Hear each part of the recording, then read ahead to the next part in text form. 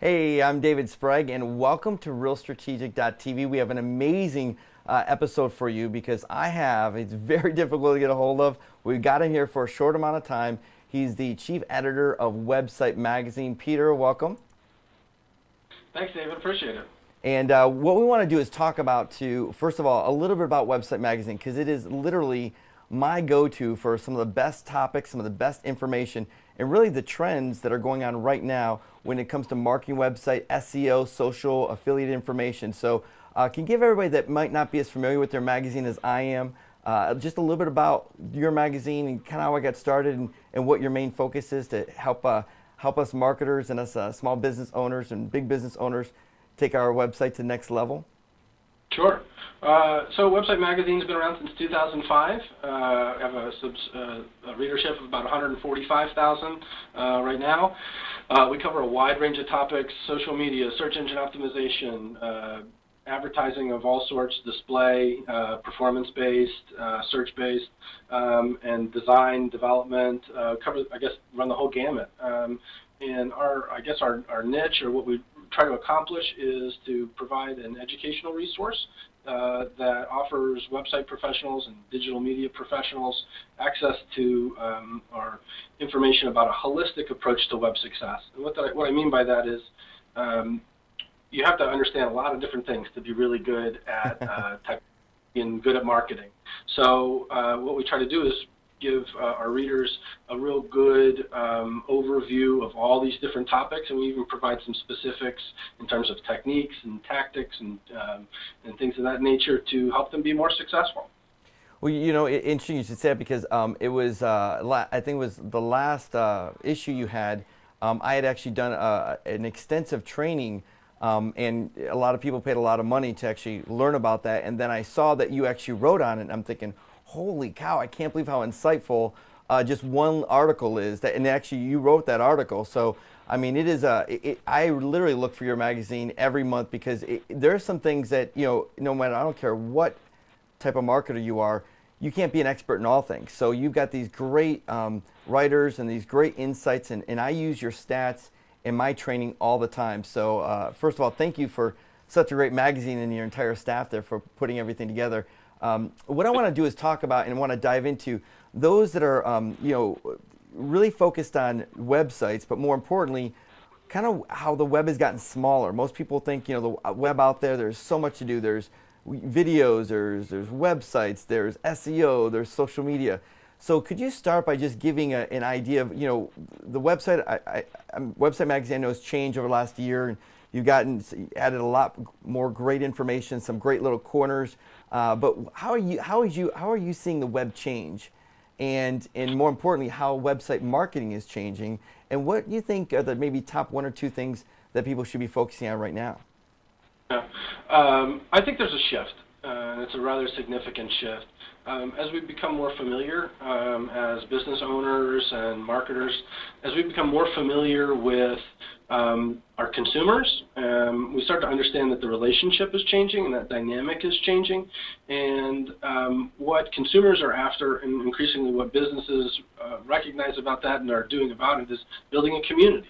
And I think that's perfectly exemplified in social media, right? So, you know, we're picking up Twitter, we're on Facebook all the time, we're considering the use of Google+. This is what we're doing. And social media, I think, is, if there's one trend for small businesses, that's where it should be. That's where our energy should lie. But again, as we preach at Website Magazine, social media is just one component. So, you know, there's a lot of search-based marketing that still needs to occur, and for small businesses of all types, they need to, again, concentrate on SEO, because, you know, the two together, social media and SEO together, it's really the perfect set of channels to drive new visitors and deepen engagement. And I think if you're really serious about web business, those are the two things that you should focus on: new business and keeping that business that you spend so much time acquiring. So not everybody can advertise, but everybody can do, you know, content development for SEO. Everybody can do networking and build some links. You know, but social media is an opportunity, again, to really kind of circle the wagon, so to speak, and deepen that engagement with community, because I think that's where really the long-term value is at. Well, I like the way you frame that, because a lot of people don't know how to categorize this, and being an SEO expert and having an SEO business myself, what I try to at least compartmentalize, and it's a general rule, is that search engine optimization is really working with new people that don't necessarily like you, know about you, and social media is really taking that to the next level and a little bit deeper engagement. And especially with new analytics and things that are going on, it is a little bit more, let me ask you, because this is my feeling, a little bit more tricky to really quantify, hey, I spent $2,000 this month on social media. What is that return on investment? How did my business grow because of that? You might be able to get a little bit more brand recognition. You might get some name recognition. You might even get some interaction. But how does that really impact your bottom line versus SEO, which, I can give a direct relationship between, look, I'm ranking in the 3rd spot. My phone rang and I put a specific phone number on my website, and my phone rang 46 times this week with people that wanted, that was in the market. So would you quantify it that way, or have any insight on that as well? I think your question is, not necessarily what's better, but how do we attribute social media participation to bottom line? Yeah. Is that fair enough? Yeah, Okay. it is, because it's tricky. It really is. And I'm a strictly SEO guy, so it's a little bit, it's not my forte to really understand that. But since you really run the gamut with your magazine, I'm interested in your insights on it. Yeah. Search is pretty easy, but there's, it's more it can be much more in depth. Not complicated, but there are easy ways to look at it. Unique visitors and page views and time on site. These are all great metrics for an SEO, but when it comes to how it relates to a business, well, you really got to kind of stretch that out and really dig deeper into the analytics. And people need to look at how SEO tactics, right, like new page creation versus, how many new sales were made in the course of a month. These are things that this is really kind of what's spawning this big data craze, right? Like, we know so much more about our users, and it's just kind of phenomenal, the amount of information that we have. So, when it comes to social media, it's up to this point, we've used these very old, or I guess traditional metrics to measure success, right? We look at engagement. But what Facebook has done in particular is put like a very fine point on it. So what is engagement? Well, it's people talking about this. Well, how do we know that, right? And it's how many times it's been shared, how many times it's been clicked on, how many times the shares have been liked and clicked and commented upon. So, we get a really good understanding, but it's not in a vacuum, right? You have to constantly publish and pull back, meaning when you pull back, what you're doing is you're analyzing the techniques that you use that generated the most engagement. You look at what generated the most shares, and then you refine your marketing, and then you keep going, I guess is the easiest way to say it. So there are a lot of tools on the market right now to help us with social media in particular, and most of us know them. Internally, we use Social Sprout here at Website Magazine. We also use Hootsuite and Bitly. So we use kind of a triad of tools to help us understand a little bit more about engagement. And of course, Google just came out with their social analytics report, so we're very focused on kind of setting up conversions based on that right now. But there's a lot of data out there. It's really how we filter through it and use it to our advantage. And you mentioned Google and their new analytics. Give some insight, because Google Plus is doing really attempting a great and doing pretty well at it to really engage with the social side. Obviously, they've been the dominant factor for SEO, and they're really blending that. What are your insights right now, what you're seeing with Google Plus and how that's related, and how you're seeing social and SEO actually merge right now? Oh yeah, it's merging in so many different ways, right? Google Plus is it's not your average social network, and I'll get to that in a second. But when I guess teach people about social media and the role that it plays, or the potential role that it plays in their business, I express it as a way to shore up your networking. But the other benefit to this is that it has this enormous role in search and how well it plays into our performance in terms of search engine optimization. Google and Bing last year or 2 years ago leased, I guess the easiest way to say, the entire fire hose of Twitter. So they were getting a lot of information about people's relationships, and you hear this term social graph. So they understood a lot about how people were connecting and communicating with each other. And I think in many ways that spawned Google+. But I think when we look at the big three social networks, Twitter's kind of, it's its own entity and it's very useful. But Facebook, if you want to shore up your results on Bing, Facebook is the fastest way to do that. If you want to move up incrementally on Google, Google Plus is the best way to do that. Personalization has really impacted search engine optimization. So the bigger the network that we have, and the more active that network, and the more communicative it is, the better chance that we have of moving up the search results. So the relationship is undeniable. It's present. It's highly influential, and the onus is really on business owners to build their network and to let social nature take its course, and that means ultimately new business and new users finding you on search results, and that's for many people that's a blessing. Yeah, I think almost everyone has a Google Gmail account, and when you're logged into that, you're going to see completely different results than you would if you weren't logged into that. So that what you just said there is absolutely fantastic. You're spot on with seeing that blended. Now we do a tremendous amount, which is pretty fairly new in the last 12 to 18 months. You did an amazing article on Google Places and how to really rank well in Google Places, and we're seeing tremendous amount of trends, just not in social but reputation. So I'm seeing this everywhere. We're actually developing a new program with reputation management because there's such a need out there for not local marketers but businesses. I mean, they're ranking at the top of Google, but now they're shouting to the world, "I stink. I got a bad reputation." So seeing these things turn around, and you wouldn't believe how many emails I get from my customers that say, someone went to my Google Places account, saw my 5-star reputation or 5-star reviews, and then called me, and I didn't even have to sell them. They just said, "Look, could you come out and clean my carpets? Could you, can I get an appointment with you to do my crown?" So tell me a little about what you're seeing regarding reputation marketing online right now. Reviews and positive reviews specifically are, I would say, if we had 5 things that were highly influential as ways to move up the search results, reviews are going to be one of them. Yep. I'll add on to that, and what I've seen just in my analysis of search results is the use of rich snippets and microdata is likely one of the most powerful ways to leverage all the reviews that you get and make sure that Google knows about them and returns your site over someone else's more frequently.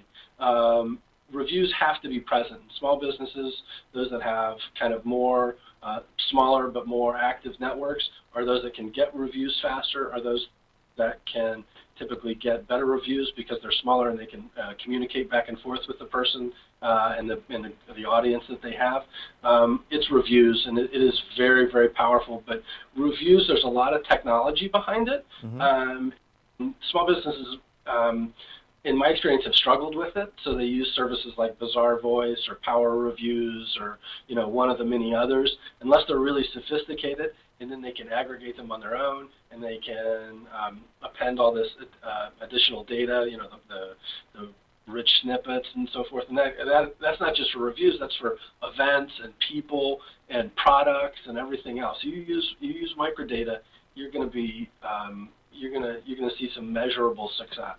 Well, we've done a lot of testing on that. And for those of you that are brand new, what we're talking about is rich snippets is just a little bit of code that goes inside your website or inside your article that will literally blend the review data or really any data that you want with that article. So that article just might be ordinary and it might be ranking really well.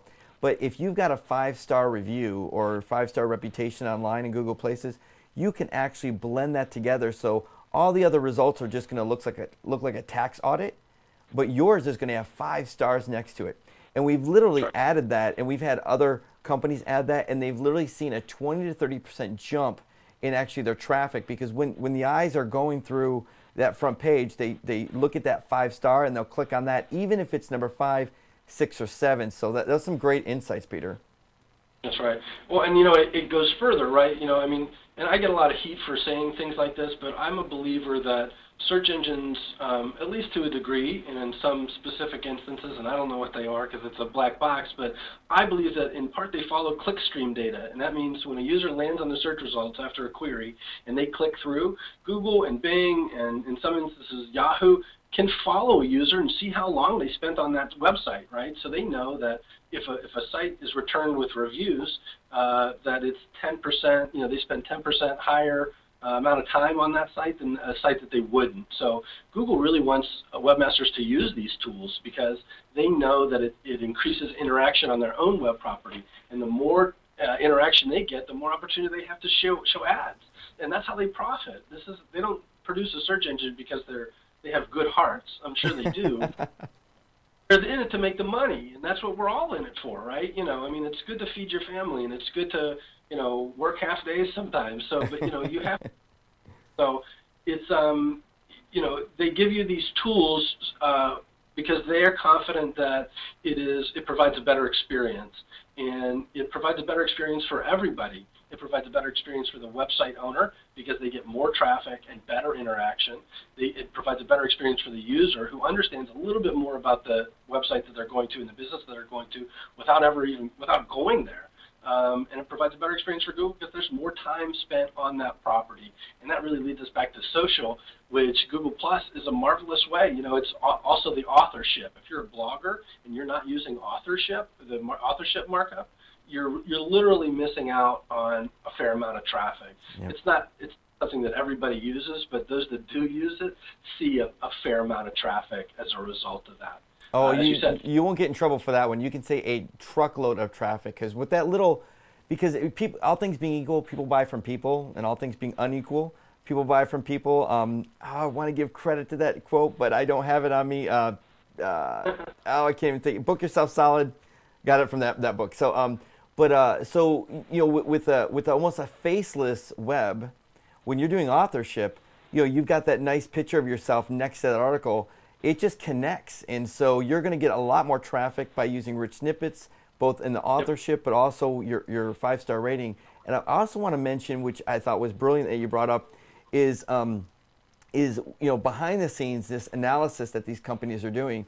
Well, if you look at just the ratio, if you look at a Google Places listing, which is the most trafficking things in Google is actually focused on in the last 12 to 18 months, we just look at proportion-wise, they give about 50% of the real estate to who you are as a company. You know, your name, your address, your phone number, description, some pictures, and some videos. And the other 50% is dedicated to only 2 things: your offers and your testimonials or your reviews. So when Google gives you 50% real estate for you know, your ratings or your reviews or who you are, what social proof is what we call it in marketing, that's a really big deal. And not to take advantage of that social proof so that people will actually see who you are. And we do it all the time. We look at restaurant reviews, TV reviews, you know, movie reviews. So it's my personal opinion that probably over the next 18 months, we're going to see a big blend of reputation marketing and SEO, especially with Google+. What are your thoughts on that? I think you hit the nail on the head. It's coming. I think we all see it. I think that social is right now one of the great influencers of good position. But I think it's been leading up to this, right? I think there's no way that Google specifically couldn't do this, right? So many years ago, and this was in 2005, 2006. You know, in the SEO communities, all we talked about was universal search, right? You know, so it was the introduction of news, it was the introduction of video, it was the introduction of images into the search, and it changed the search experience. And now, you know, after universal, it's become much more personal, and we've started to have this ongoing conversation with users. And Google is the champion of big data, right? They're collecting and building out these huge profiles of user data. And the more they have, the better experience they can create for other users that are of a like nature. So, you know, that's what they're really after. They're interested in creating the ultimate experience for users How well they do that is, really up to the users themselves and the business owners that leverage their services to drive new business. And everybody I've ever talked to knows that you get a good places listing and you get a good return listing on navigational queries and branded queries, you reap the rewards, and that's new business and more sales. And I know we've covered a lot of ground in a very short amount of time. And for those that really want to get their arms around this, tell me, what I love about Website Magazine is it gives me, I'm actually related to, and I don't know if this is taboo or not, but really a fast company and a popular mechanics. What I love about those magazines is they really give you the core. They don't give you a lot of fluff and there's no opinions. It's really the step-by-step, here's the bullet points you need to know about, here's what's new, here's what's innovative, and that's what I love about your magazine. So let's talk a few minutes about how Website Magazine helps companies with these specific areas and what you guys are focused on and what your editors do and maybe even the process of how you gather this data so that a local SEO company like myself or even a small company or even a big Fortune 500 company can use this data to really engage their marketplace and to really leverage their brand. So give me some tidbits on how Website Magazine really fills this need up. Sure. So we like to tell prospective buyers of Website Magazine, readers, that they're guaranteed to get at least one good idea out of the magazine every month. And I'm a believer in that because I follow a very structured plan when it comes to every single article that we produce. And that is, what is the problem, how is it solved, and what are the solutions that I can use to solve it? And this applies to every category of business that we cover: SEO, social, software, everything. And I think, as you said, it's practical, right? It's not. I don't do some things. Let me talk about that really quick. I don't do a lot of case studies. And the reason I don't do a lot of case studies is because there are so many variables in a person's success or in a company's success that you simply can't say, apply this tactic and you're going to see 10,000% more, visitors. Well, it's likely that it happens, but again, there's a lot of variables. So it's best that people know what the problem is, how to solve it, and have at the ready some tools to get it done. I found in the 7 years that I've been doing, almost 7 years that I've been doing this now, that's what resonates with people. They don't want fluff. They don't want to hear some random statistic that's kind of made up on the spot or made up by, polishing data. It's, that's what it's really about, providing somebody some actionable information. And that's what I hope to do every time, and that's what I hire for. My writers are, they know this. I try to drill it into their head, and also the contributors, the contributors that we have, try to do that as well. That this is your opportunity to solve someone's problem, and when you do that, you earn loyalty, and when you earn loyalty, the revenue just flows. And it's something I believe in, something I've always been taught in every job I've ever had. That it's solve people's problems. Don't it's not all about the ego. It's not about satisfying your ego and showing the bells and whistles of your product. It's about what those bells and whistles can do for solving that user's problem. We go through a lot of information at Website Magazine. I use Google Reader every day, and I have probably subscribed to 300 or 400 feeds. I see 2,000, 2,500 individual news items come through. I'm a master at filtering through information. I know what to look for, and I kind of pick off things that are most important and try to profile those. I'm a website owner too, right? I own 40 some websites, and some are profitable, some are not, but some are getting there. I know what's important to me, and I'm a good model for our readership, because I have the same problems everybody else does. How do I build a list? What are the solutions out there that I can use to optimize my ad spend? What are ways to build community? It just these are things that everybody has to deal with, and I think if Website Magazine maintains their focus like we have, we're only destined to grow, because I think people naturally gravitate toward that kind of information. How can I succeed? Help me succeed faster, or help me spend less money, or help me fail less. Whatever it is, we aim to provide that every single day and in every print magazine that we produce. I agree with you 1,000% on that. The two words I would probably describe your magazine is practical and tactical. I feel like almost, and I outsource a lot with my own company.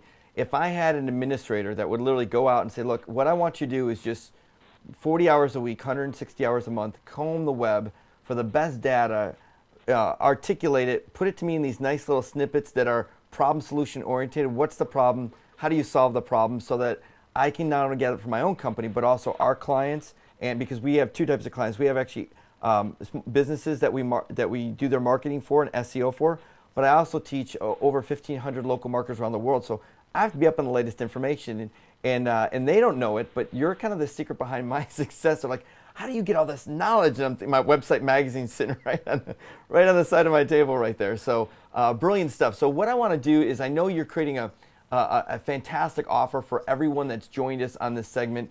So just give a little bit of the offer, and then what we'll do is in this segment just below in the description, we'll give a link for it to go. So I know you're going to be incredibly generous, and this is kind of the way that I started. Is I just got a sample of your first magazine, but you're actually going to give an entire every quarter for free. You're going to be giving out magazines. Tell a little about that and what those that take advantage of the free offer can actually expect.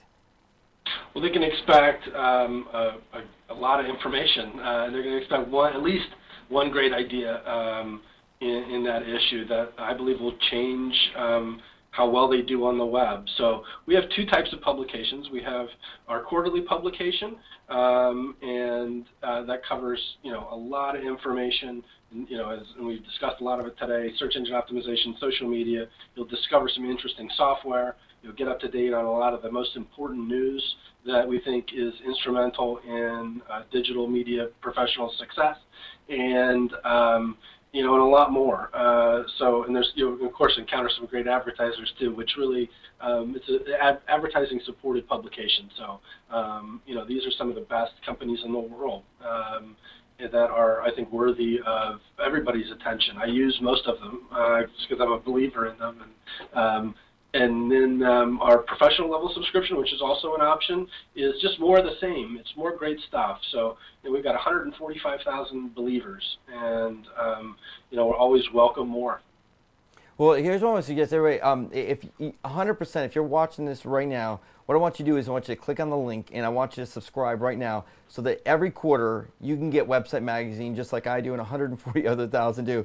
But what I really want you to consider is just trust me on this. Take the jump. You're talking to the chief editor and myself, someone that's been around marketing for a very long time. You need to have this magazine. If you really want to know the latest and greatest trends that are going on, there's nothing more important than literally have the best information at your fingertips.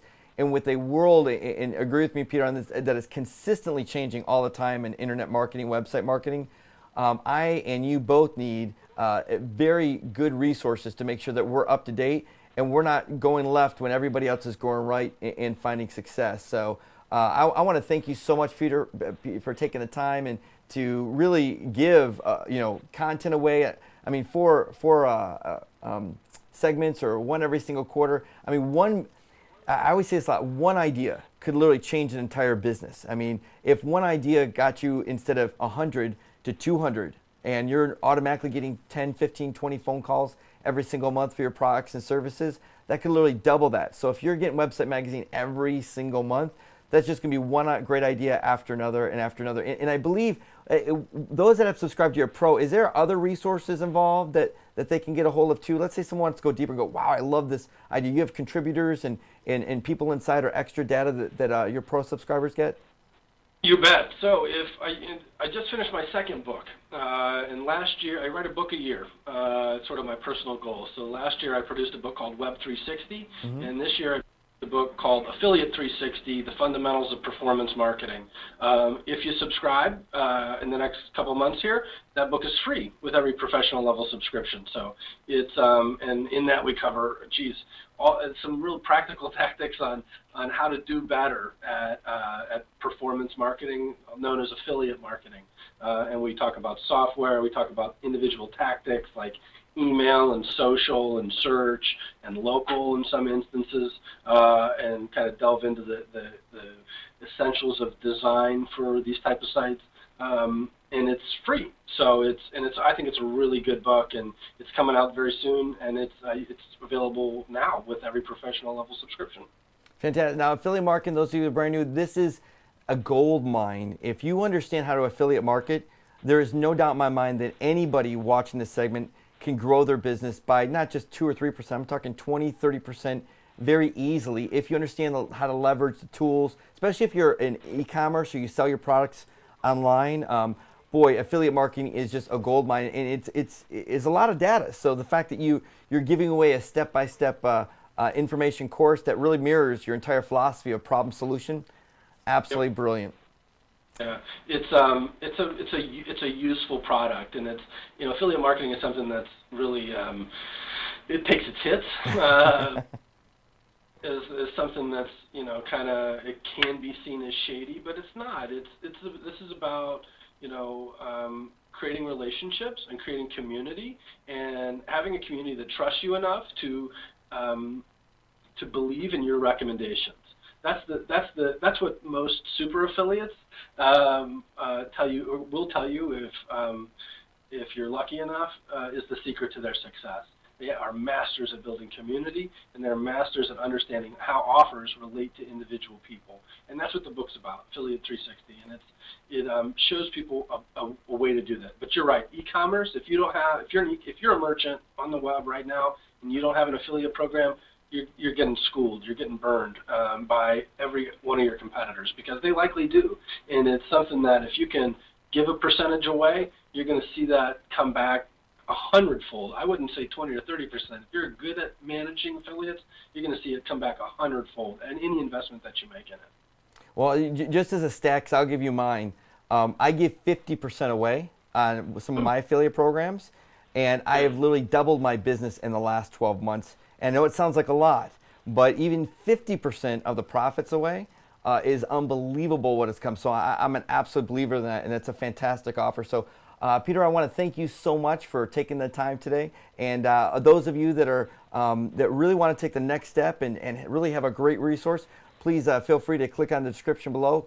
Click on the link, get your free website magazine sent to you every single quarter, so you get that one big idea to grow your business online.